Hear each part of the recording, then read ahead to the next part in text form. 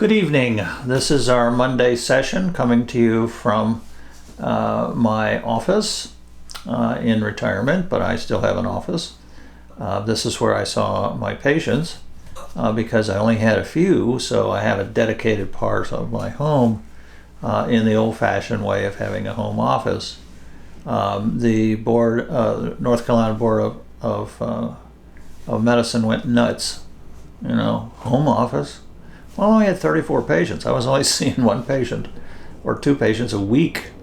I could hardly, rent space for two patients a week. Anyway, today we want to talk about doctors and why they're not treating people. It boils down to fear of the CDC and the DEA. And we're going to talk at some point about the relationship between the Federal Drug Police and the CDC, and there is one. Basically, doctors hear about people like me, who practiced 45 years, had no complaints during that entire time, and got my license taken away based on tweets that I put out on the internet, which frightened them to death and made them think that I was some out-of-control old solo doctor, out distributing drugs, and as we've talked, with overprescribing. I don't fault the board. I do fault the board for being ignorant of the facts. They're not that hard to find, and the person they hired to review my chart was not a peer, was obviously from a pain clinic, and hate to say it, but we've had problems in the past with pain clinic doctors testifying against doctors with full practices because they see it as competition.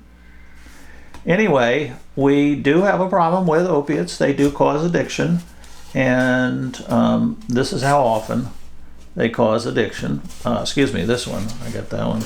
So it's 1 person per 1,000 will become addicted to the medications. We just need to fix the camera there. And as a result, the government has become so frightened, mainly due to Richard Nixon and other paranoid people that think that heroin addicts really are just, next to the devil. And it turns out there's a couple interesting facts about heroin addicts. 75% of people with heroin addiction disease are employed. That's interesting. The second thing is, if you look at serious crime by drug, and that's alcohol and cocaine and methamphetamine and marijuana and opiates. Opiates and marijuana are on the lowest part of the list. Serious crime is just not perpetrated by people with opiate addiction. It's the other addictions that we never talk about. There's no laws being passed about methamphetamine. It's the worst addiction there is. And guess what? Adderall is exactly the same as methamphetamine. So back to doctors. Doctors are scared to death of losing their licenses like I did. My career and income collapsed in 1 hour. When the state filed with the DEA for me to give up my license, and the threat was pretty serious if I didn't. So I was threatened, with a serious action if I didn't comply. So doctors hear about cases like mine, and we had a case in California where a doctor who was 80 years old, been practicing for 60 years, the DEA just took his license. No court order, just took it.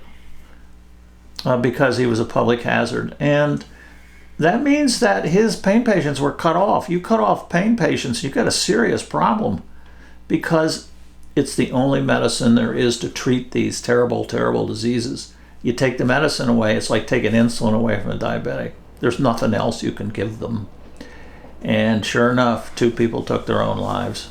They had been through so much, this man and his wife, for so many years of being refused treatment, of having their meds taken away, then replaced. This was it.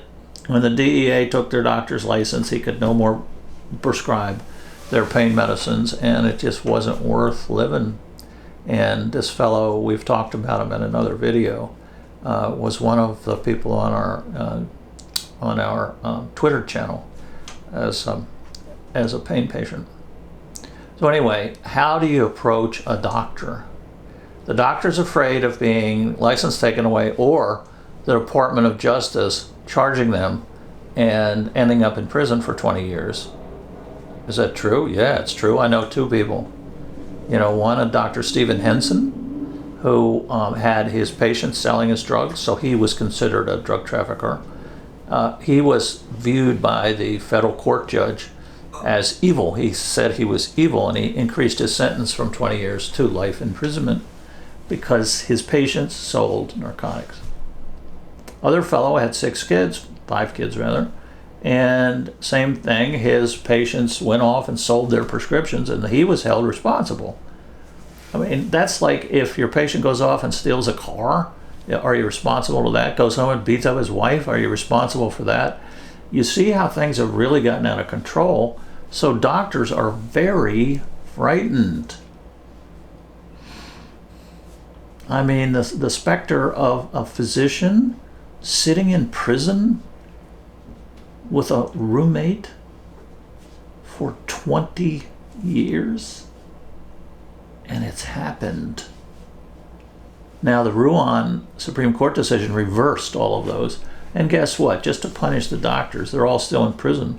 Dr. Ruan, whose case was dismissed, is still in prison 7 months later. He's still sitting in prison as the government punishes doctors because they are consorting with opioids. And opioids cause the epidemic, according to Dr. Frieden at the CDC, who triggered all this. So what kind of an approach can you use with your doctor? Okay, we're developing some materials to try to make the doctors feel a little safer. One is the Ruan decision. There's not going to be any more doctors hauled up into court and sent to prison for doing the right thing. Prescribing too much, that's not a crime. And the boards are going to ease off because we're going to insist that the CDC guidelines be retracted. We've done an analysis now for over a year, and we believe the CDC guidelines have enough error in them that it's time for the Congress to look at them and what they're up to, because it caused harm.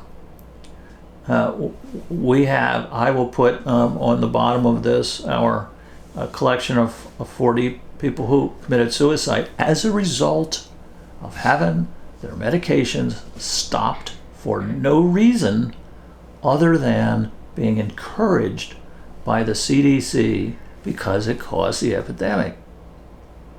So when you approach a physician, the best thing to do is to not do it during the 8-minute visit. You can communicate with your doctor through portals if they have it, or you can even fax them a little letter that you write. And what we're focusing on now is function, not your pain level. In other words, you want to tell your physician that you could previously drive a car 20 miles and now you can't drive your car at all. Or that you can get out, you used to be able to get out of bed quickly in the morning, and now it takes 20 minutes. And pretty soon we're going to be posting what's called a functional pain scale. And we're going to teach people to, including doctors, to evaluate pain by what happens as a result of the pain, not a 1 to 10 pain scale.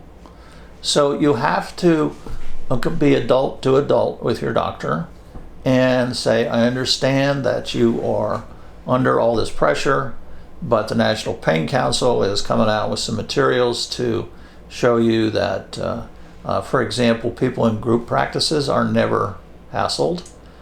It's mainly older solo practitioners. If you have less than 50%, no, they're not going to come after you. If you have 1 or 2 patients, few patients, they're not going to come after you. If you increase the dose and put people back on their pain medicine, they're not going to come after you. And you're going to find, doctors are going to find that that's the most wonderful rewarding thing, and for patients to have their lives restored. Wow. Also, the National Pain Council has a document that's coming out soon about stories of what it's like to have your pain medicine restored. So it's difficult trying to talk to your doctor, but don't do it during the visit, and do it through written communication. Talk about your functional loss, not your pain. Pain has become a 4-letter word. Good night.